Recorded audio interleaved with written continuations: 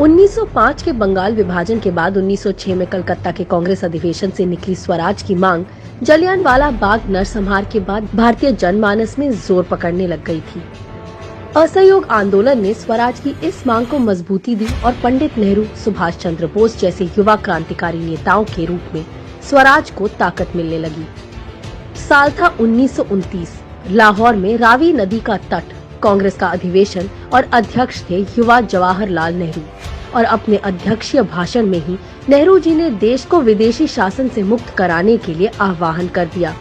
पंडित नेहरू ने पूर्ण स्वराज से कम पर कोई समझौता नहीं करने के अपने संकल्प को मजबूती देने के लिए आधी रात को रावी नदी के तट पर भारतीय स्वतंत्रता का प्रतीक तिरंगा झंडा फहरा दिया। लाहौर के इस अधिवेशन से 26 जनवरी 1930 को प्रथम स्वाधीनता दिवस के रूप में देश भर में तिरंगा झंडा फहराया जाने का संकल्प निकला। साथ ही गोल मेज सम्मेलन के बहिष्कार का निर्णय लेते हुए पूर्ण स्वराज को कांग्रेस ने अपना मुख्य लक्ष्य घोषित करके प्रस्ताव पारित कर दिया। गांधी जी सहित तमाम दिग्गज कांग्रेसी नेताओं ने पूर्ण स्वराज की मांग के समर्थन में देशव्यापी सविनय अवज्ञा आंदोलन छेड़ने का निर्णय लिया।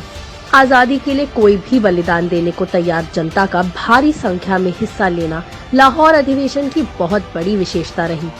इससे उत्साहित पंडित नेहरू ने स्पष्ट शब्दों में कह दिया था, हमारा लक्ष्य सिर्फ स्वाधीनता प्राप्त करना है, हमारे लिए स्वाधीनता है पूर्ण स्वतंत्रता।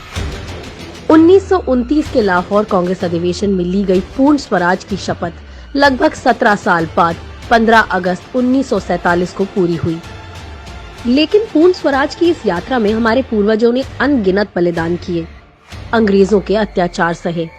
इन सब के साथ कदम कदम पर अंग्रेजों की फूट डालो और राज करो की नीति को परास्त किया। तब जाकर पूर्ण स्वराज का सपना साकार हुआ है। हमें उनके बलिदान और संघर्ष को बेकार नहीं जाने देना है। जय हिंद।